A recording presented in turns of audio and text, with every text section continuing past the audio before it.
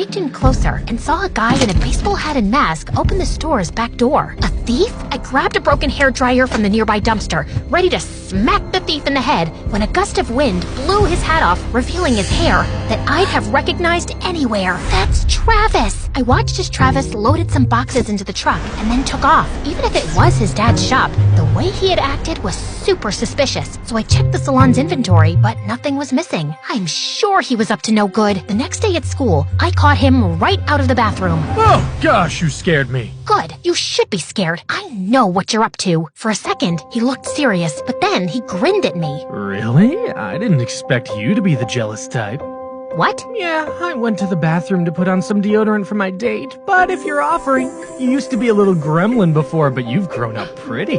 I felt a smile tug at the corner of my lips as I pictured us on a date at a romantic restaurant, but I quickly squished it away. No, he's just trying to distract me, but I couldn't help but blush. OMG, don't tell me you really like me. Denying would only make him feel more proud, so I just walked away with Travis laughing behind me. A few weeks later, Mr. Prudent threw a massive launch party for his new salon. As usual, he forced the staff to work as waiters and give out free cuts. I was determined to ignore Travis, but as he walked in, I felt my heart race. Get a hold of yourself! I moved to the back room to prepare food, but dropped all the mini sandwiches when I opened a cupboard and found Travis behind the door. Oh no, those were for your dad. He'll be so angry. You won't find out if you're not here. Come on, let's go for a ride. Maybe if we're alone, I can ask him about the van. Fine. Instead of taking me to his car, Travis hopped on a bike and handed me a helmet. I've never been on a bike before. What's wrong, scared?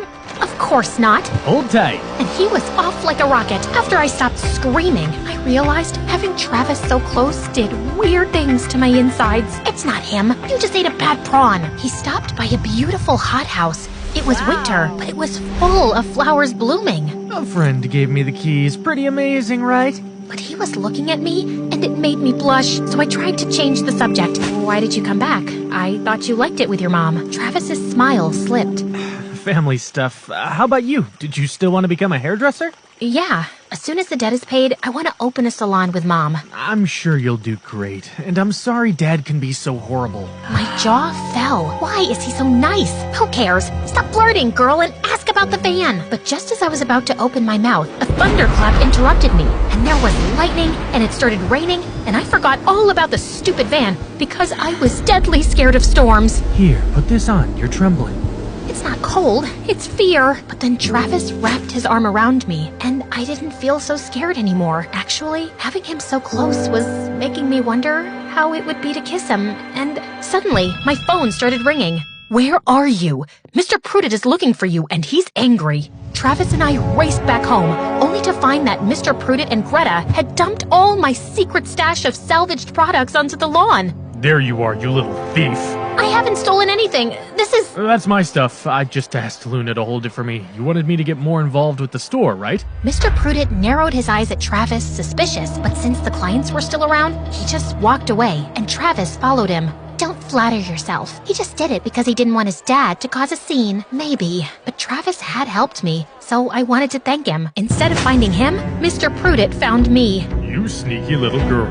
I saw you on the bike with Travis. Stay away from him. Maybe you should tell him to stay away from me. As if he'd even look at someone like you. I just don't want you to ruin him with your horrible influence. I have plans for him. Plans? He's not a thing. He's your son. Mr. Prudent laughed, and it made me so angry. Until then, I hadn't fully realized how much I liked Travis. But hearing his dad talk about him like that made my blood boil. He's a million times better than you will ever be. I doubt he truly belongs to you. Watch your mouth, girl.